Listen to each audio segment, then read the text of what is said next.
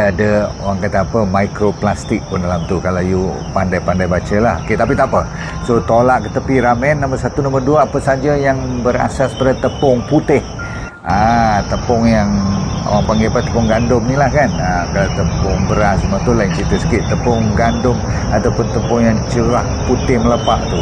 Nombor dua. Nombor tiga ialah semua jenis kuih muih ataupun biskut ataupun cookies. I think orang Malaysia faham lah ni. Nombor empat ialah semua jenis cold meat. Tahu tak? Daging yang boleh masuk freezer tu. Seperti hot dog, sausage, burger, salami. Kau sebut je lah. Mana kita tak tahu, betul tak? Lepas tu semua jenis candy.